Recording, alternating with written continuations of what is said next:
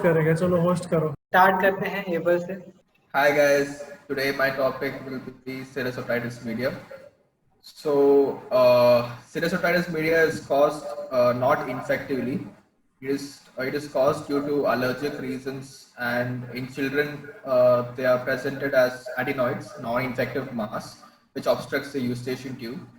And in adults, it happens because of nasopharyngeal carcinoma, and also due to cleft palate, due to eustachian tube dysfunctionality, there will be serous otitis media.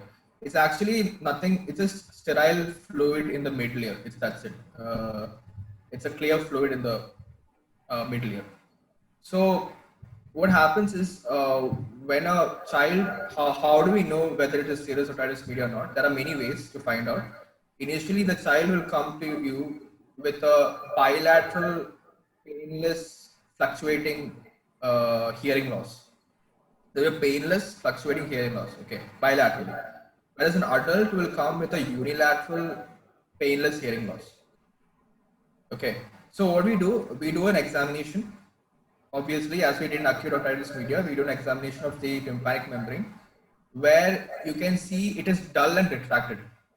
Whereas in the last episode, I've explained in acute otitis media, the tympanic membrane is red and congested, whereas here it is dull and retracted. Okay. And also, when you look through the otoscope, you will see a fluid and air bubbles with maybe a thickened fluid inside, and a bluish discoloration of a tympanic membrane can be seen. Okay, so so how do we diagnose this? As we have seen Akansha explaining in the first episode about Rene's test and Weber's test, we do the Rene's test. In that, we see it is negative. That means the bone conduction is more than the air conduction, whereas where it states that sensory hearing loss is present, whereas it's absent, whereas there's a problem in the air conduction, where somewhere in the pathway. Okay. Whereas the Weber's test, the person who has a problem in the conduction pathway will be hearing more in the same side of the problem, whereas the sensory hearing loss person will be hearing on the opposite side. So here the patient will be hearing on the same side. Okay. So we diagnosed it as serous otitis media. Now we have to manage the patient. So primary management will be we give him the anti-allergics. We give him nasopharyngeal steroidal spray and decongestants. So we don't give you an analgesic because he is painless, right? So you don't give analgesics. Now the patient can come after 3 months if this doesn't benefit the patient. He can come after 3 months. So that time we do a adenoidectomy. This means we take out the adenoids. We do a myringotomy. We make an incision and we place a grommet. A grommet is like a instrument. So how do you do a myringotomy? Myringotomy is done when you make an incision at the anterior inferior part of the tympanic membrane. In the second episode, again, I've said in acute otitis media, we have made an incision at the posterior inferior quadrant. Here we make it in the anterior inferior quadrant of the tympanic membrane. What kind of incision? We make a radial incision. Again, in the acute otitis media, we made a curvilinear J incision. Here we make a radial incision. Okay, like we make a radial incision. Why? Because you guys know that when you open a beer or we open a Pepsi can or something, we open it like this.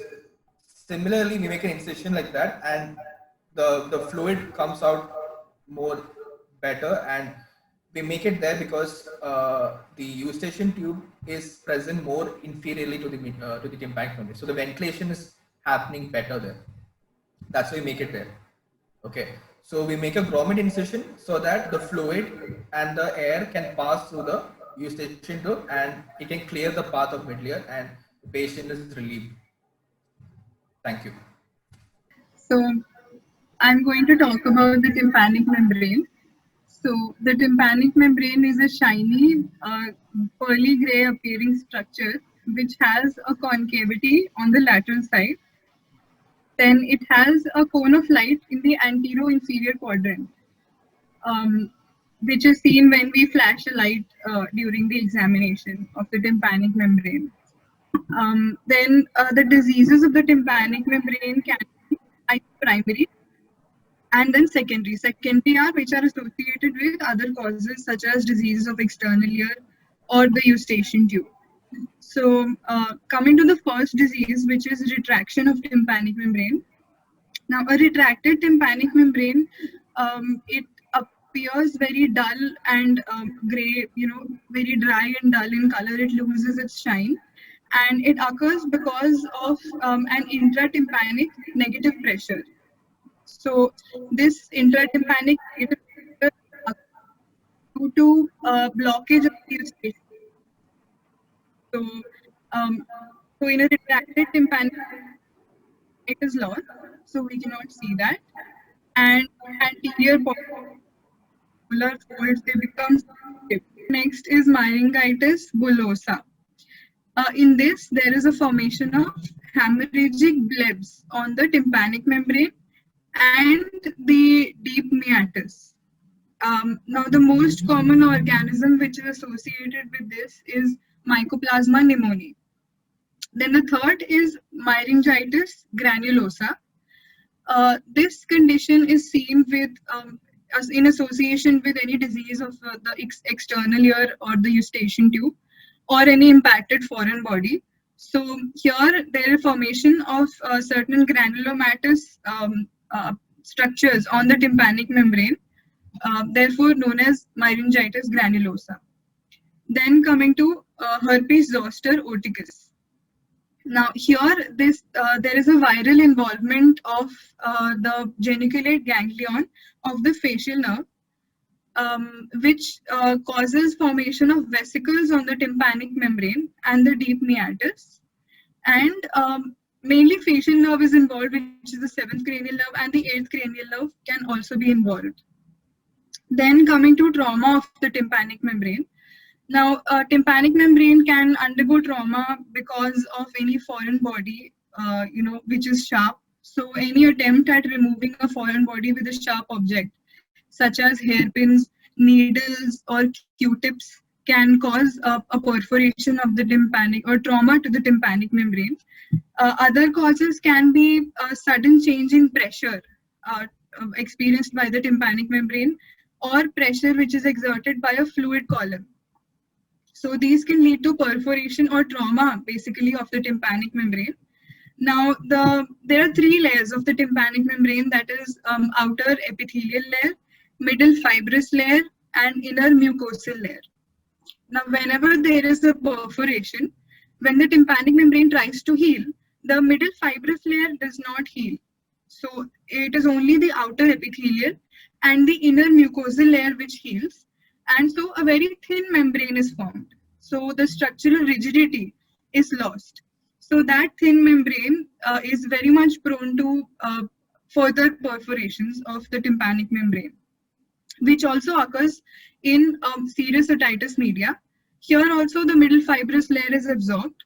So only the outer epithelial and inner mucosal layer form the tympanic membrane after healing, and it becomes very much prone to structural damage, which is known as atrophic tympanic membrane. Then coming to tympanosclerosis. So by the name we get to know it is sclerosis of the tympanic membrane, that is hyalinization and calcification at a later stage of the middle fibrous layer occurs. So because of this, as calcification has occurred, the tympanic membrane, it becomes even more rigid. And because of the rigidity, it is difficult for it to move. And so the conduction of sound becomes very difficult for it. And therefore, there are problems of conduction. So that is tympanosclerosis. Thank you.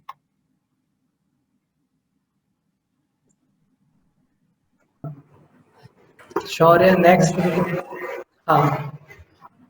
My topic is blood supply of retina and the related anatomy regarding it. So before we study about the blood supply of retina, first we'll know about broadly about the anatomy or gross anatomy of eye. There are three main layers: outer layer, middle layer, and the inner layer. Outer layer is formed by the limbus conjunctiva sclera. Middle layer is formed by the uvea, which is the vascular layer, and the inner layer, which is the nervous layer, is formed by the retina. Now the retina itself is further classified into 10 layers. I'm not going to name the layers, but we are going to study how the blood is supplied to all these 10 layers and the blood supply of the whole eye. So broadly, the blood supply of an eye is the internal carotid artery. Now the internal carotid artery gives off a branch known as ophthalmic artery. This ophthalmic artery supplies the eye. From the name we can tell that this ophthalmic artery further divides into three parts. That is the central retinal artery, posterior ciliary artery, and the muscular branches. Starting from the first one, central retinal artery. It travels along with the optic nerve. We know the path of the optic nerve, that is through the optic canal.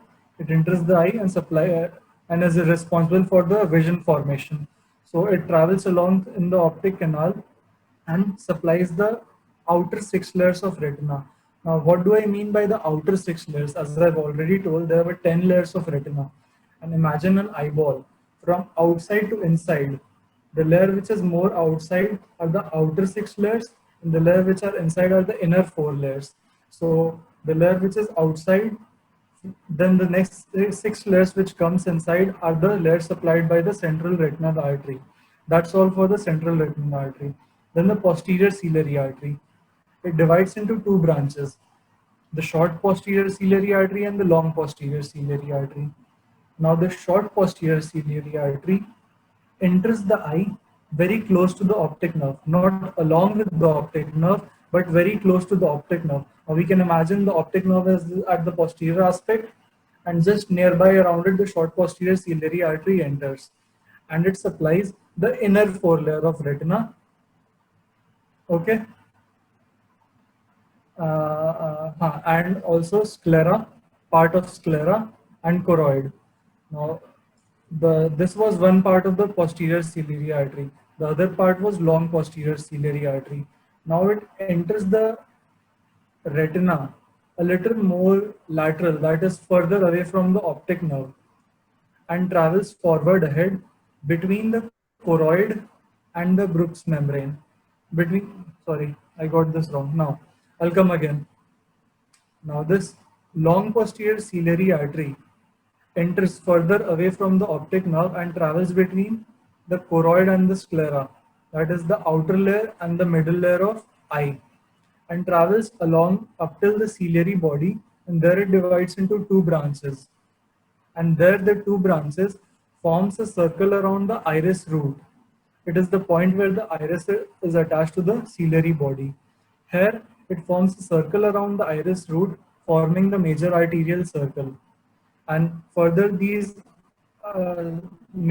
major arterial circle moves radially inside and forms the minor arterial circle around the pupillary opening. That was all about the posterior ciliary artery. The third and the last part of ophthalmic artery is the muscular branches. It supplies via 7 branches, two to the medial, two supply to the medial rectus, two to the superior, two to the inferior, and one to the lateral rectus. That is the total supply, and some minor supply here and there to iris, ciliary body and stuff. That's it. Thank you.